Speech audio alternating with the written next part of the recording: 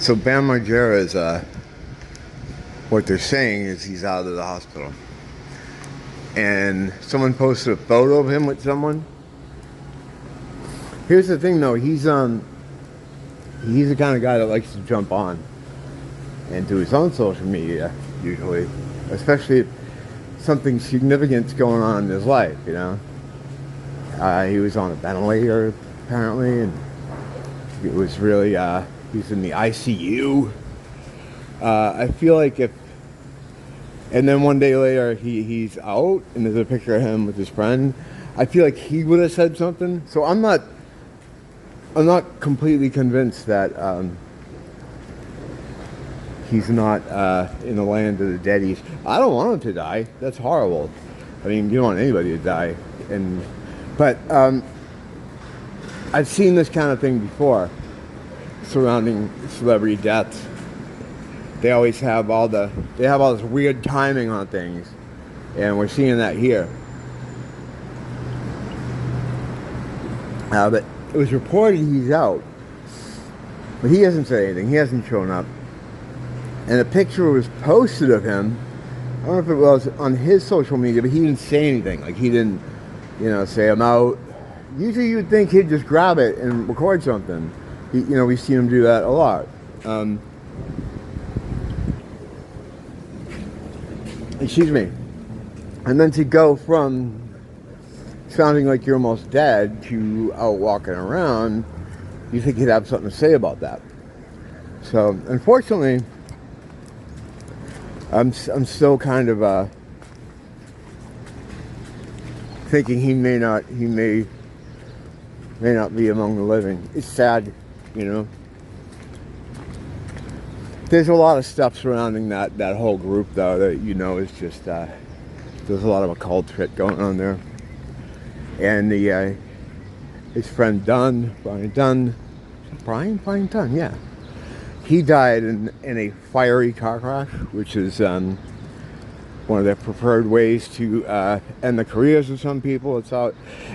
And they always smash into like a house or something, and because they control the car, they remotely control it, or they have it do some kind of wacky thing, and then explode.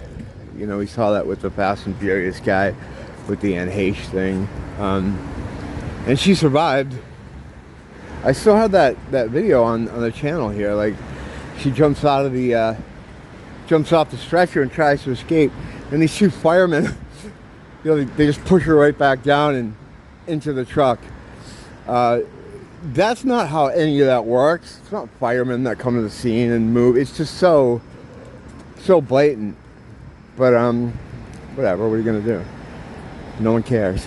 But yeah, so hopefully he does show up and say something, but I don't like the fact that, oh, he's out, he's okay, and here's a picture. That seems even worse to me. So hopefully, whatever, sad.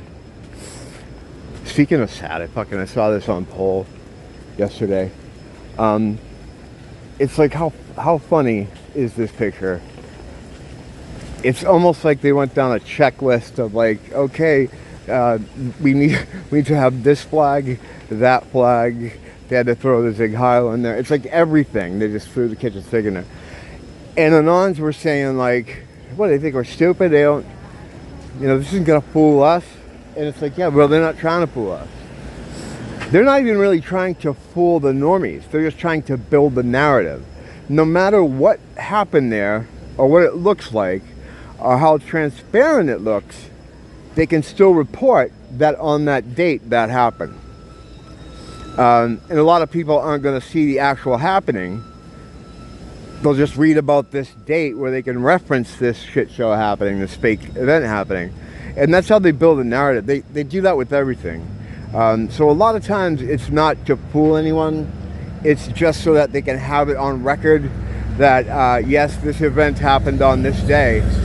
In a sense, like, and it comes on the heels of a white supremacy rally where these people met at blah, blah, blah, at such a street, did this photo of this thing.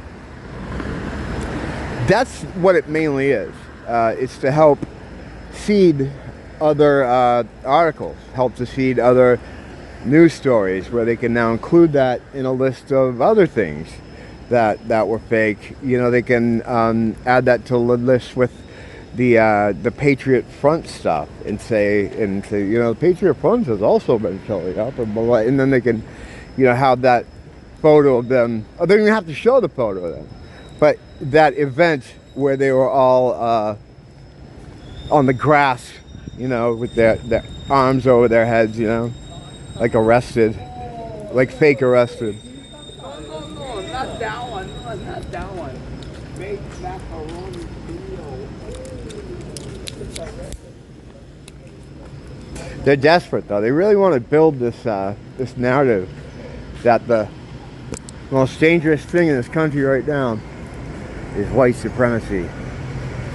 And I still don't know what they mean by that. Like, because as I've gone over here, which makes it settled science, you can't have like an organization that espouses those views are specifically built around that idea. How would that work?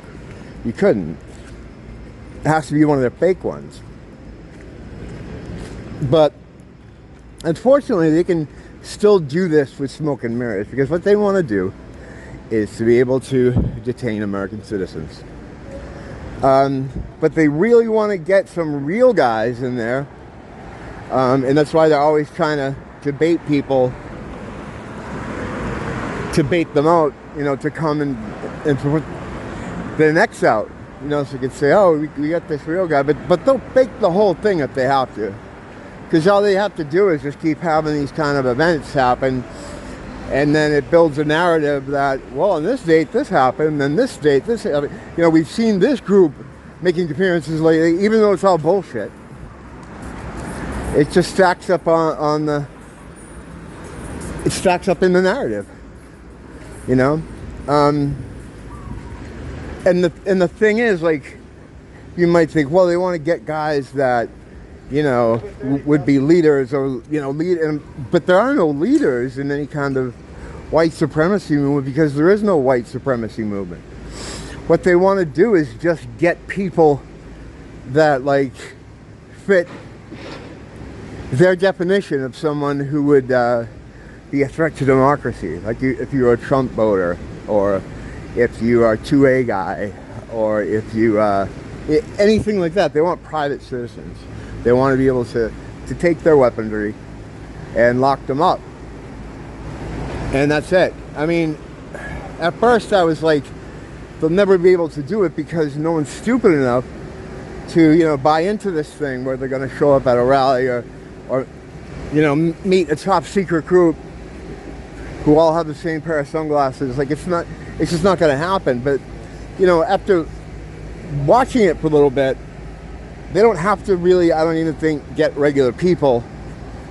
They can fake the whole event. There's enough people that will support them, you know, in the online spaces. Trump, almost like, by trotting him out, man, it almost like activated people. It turned people who were uninterested into activists, like on the Team Blue side. Like, it made them mental. Like, it activated them like a switch through in their head. And now they would absolutely love for you to come and throw their neighbor in a van, because you just know he likes Trump because he has a truck. Like, that's where we're at, you know. So there's going to be support for that. And like I've said before, like, all these supposedly marginalized groups that cheer this kind of thing on, the damning of the white people, and once they're out of the way, you're not going to live in some you know, multicultural, multisexual utopia. That's not the plan. The plan is then they just come around and collect you guys. They'd like to collect you guys now, but we would stop white men would stop them from doing it.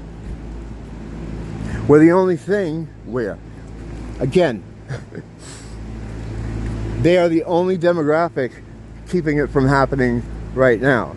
So they're going to help you guys to get rid of the white guys, and then they're gonna, once the white guys are out of the way, and however way that happens, they jail enough of them and put people in fear enough so that they don't say anything. Or however, whatever their stupid plan is, they're just gonna come around and round you guys up.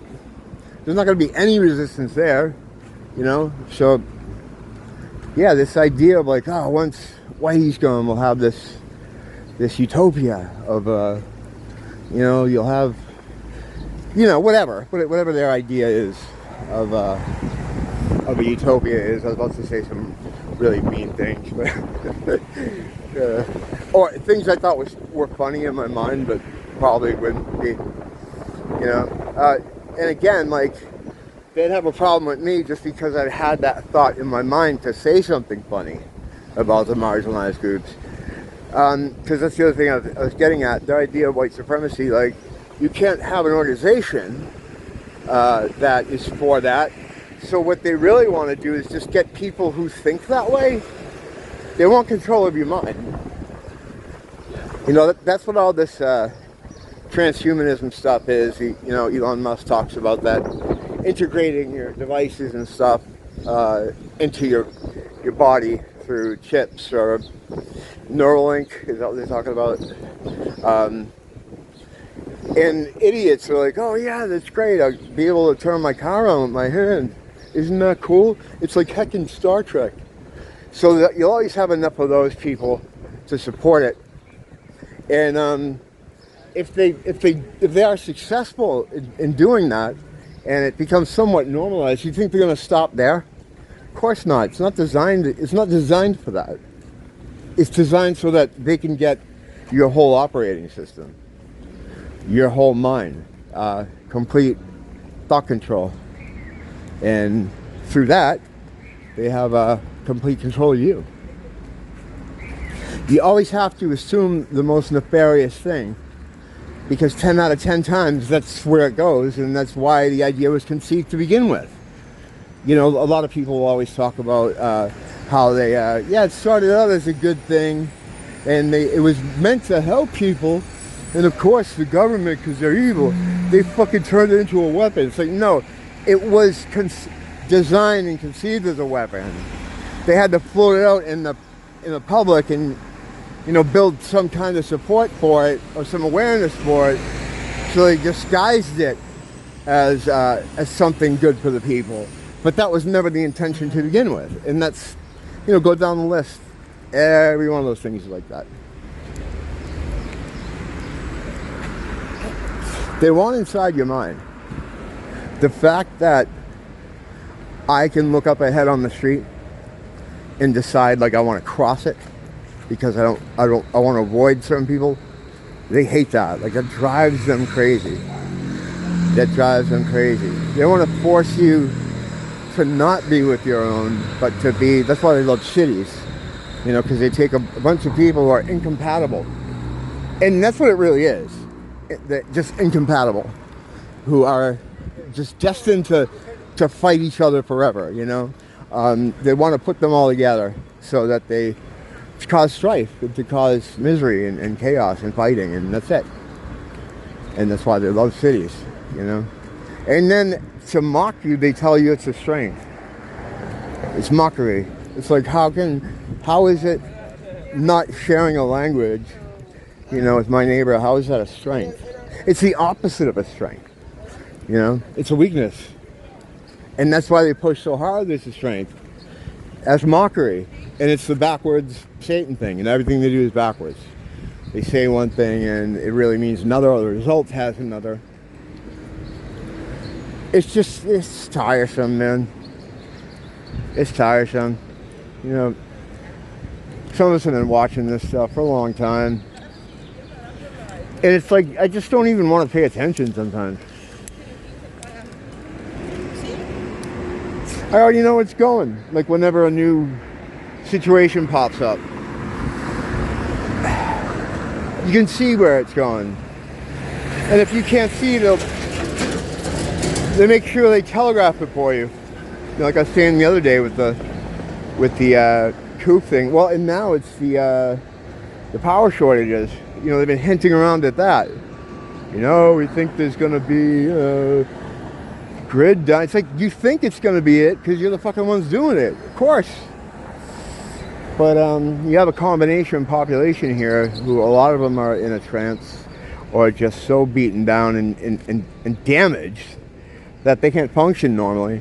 And then there's a large group that aren't people in the traditional sense. They're system tools. They're extensions of the beast and the school system that was once here.